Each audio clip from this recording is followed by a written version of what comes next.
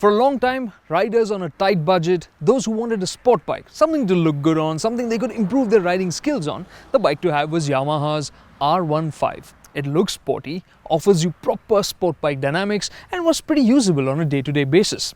The R15 has had many rivals, especially recently. And the one that's really taking the fight to it is this, Bajaj's Pulsar RS200. Can the RS200 better the R15? For most riders, a motorcycle's style quotient is nearly as important as its 0 to 60 and lean angle figures. And for some riders, styling is the most important thing of all. In either case, you will not be disappointed with these two. The R15, even when it's just standing around, oozes a sporting pedigree that's just so Yamaha. Yes, it is just that little bit shorter and narrower, but it is impossible to ignore or dismiss. Its design seems purposeful and the end result of many hours in a wind tunnel. The first fully fed Pulsar's design is also purposeful. Its purpose though seems to be to stand out and make an impression.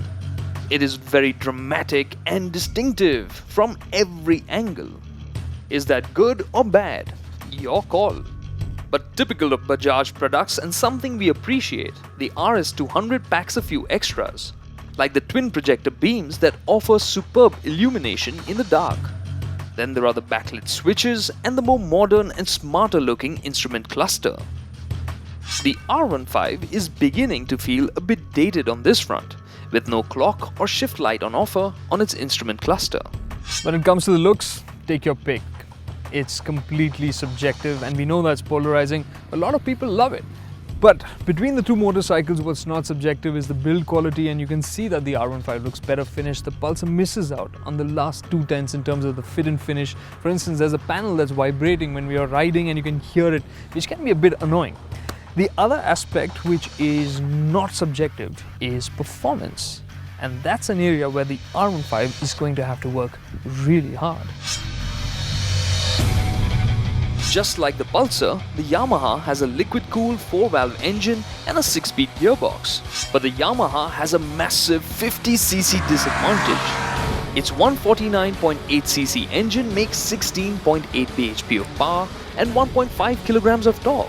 The good thing is the V2 makes torque more easily available from low RPMs, and the power comes in early as well. Also of great importance is the fact that the R15 is nearly 30 kilograms lighter than the RS200. Will all of that help the R15 match the might of the Pulsar? Let's see. The RS with its 199.5 cc's of displacement delivers a whopping 24.2 bhp of power and 1.9 kilograms of torque. In our V-Box tests, the RS200 was convincingly faster than the R15 to 60, and at 100 km an hour, it eclipsed the R15 by a massive 4 seconds. Its top speed of 137 km an hour is also higher than the R15 by 11 kph. But most importantly, the RS gets there a lot quicker because it's just so eager to rev and a lot stronger at the top end of its rev range. All of this makes the Pulsar feels like an incredibly fun and energetic companion. The only downside is that the fueling feels a bit inconsistent at times. For instance, when you make large throttle inputs at lower RPMs. So the RS200 has the better performance, no surprises there, and there are a couple of areas where it gives up ground to the R15. For instance, very smooth motor, but that's smoother still. And the throttle response at times is a bit inconsistent, and that can get in the way of getting the best out of the engine. But no doubt about it, this feels like the more fun engine. It is free revving, has a nice top-end performance which just suits sports-fed bikes just so much. But the big question is, between these two sport motorcycles, which can offer better dynamics? Can the RS200 actually better the gold standard, that is the R15? The reason the R15 is so good is because of its ingredients. It's got a steel perimeter frame, a cast alloy swing arm, and a non-adjustable but linked monoshock. Of course, it also has superb tires from MRF. The Pulsar also has a pressed steel perimeter frame, and MRF's grippiest rubber till date. And yes, like the R15, it also has a telescopic fork at the front and a monoshock at the rear. But when you look closer, you'll find that the monoshock is directly linked and the swing arm is a regular box section unit. When the road starts twisting, the Yamaha starts unwinding. The R15's wheelbase may be smaller by 10mm and it may be lighter, but in corners it feels like the front wheel is nailed to the tarmac. The aggressive seating position means the rider ends up loading the front wheel, giving him more feel and confidence to go fast and hard through the corners. This confidence though comes at the expense of flickability.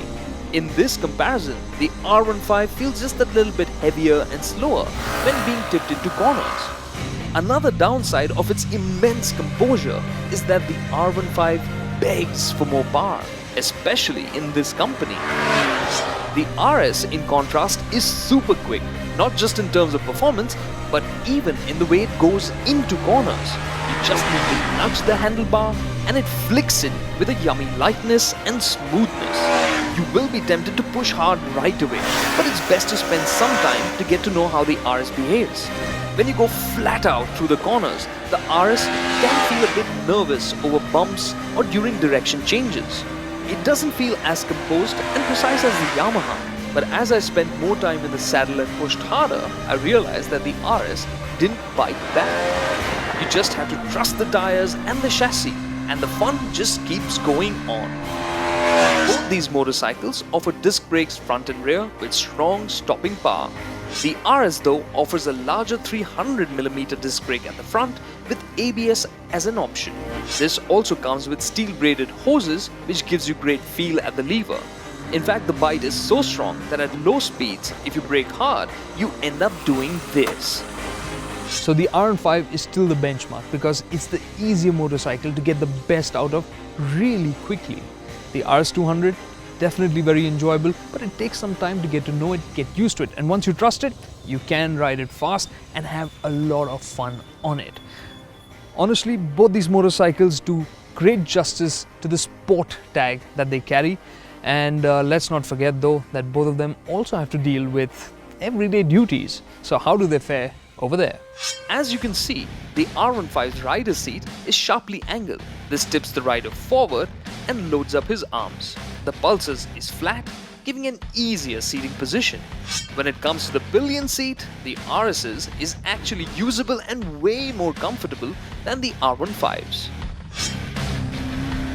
Now when you hit the highway, cruising at higher speeds will be more relaxing on the Pulsar because of the extra power. But that's not all. The long wheelbase and the heavier curb weight also make it more planted. Its ride quality is on the firmer side, but the RS handles large undulations very well. Meanwhile, on the R15, commuting can be a pain for your wrists and your lower back. However, the ride quality is plush, just like the seat cushioning. The R15 can also tackle low-speed city traffic conditions very well, thanks to its crisp and prompt engine. The surprise though was the RS200. It proved that it could offer lusty top-end performance and still be peppy and smooth at low speeds in the city. Like they say, there's no replacement for displacement. So whether it's roll-ons from 20 to 60 in second, third or fourth gears, the RS is a lot more brisk than the R15. So it will be enjoyable to use in the city as well. But in terms of fuel efficiency, it was the R15 that had the advantage. In the city, the R15 was more efficient by a massive 9 km per litre, but the gap became much narrower on the highway. Also, in terms of price, the R15 is cheaper, but only just. It is only the ABS-equipped RS that is significantly more expensive. But in our books, that extra cash is money well spent. So as we've seen, Yamaha's R15 is holding on to its strengths really strong, but it's being outpaced by the competition. The Pulsar RS200 is offering a stronger package with its stronger performance and the fact that it is an enjoyable motorcycle even in terms of dynamics. And to top it all off, it is a little bit more versatile as well. So when you look at the two as packages, the Pulsar RS200 is the one that makes more sense.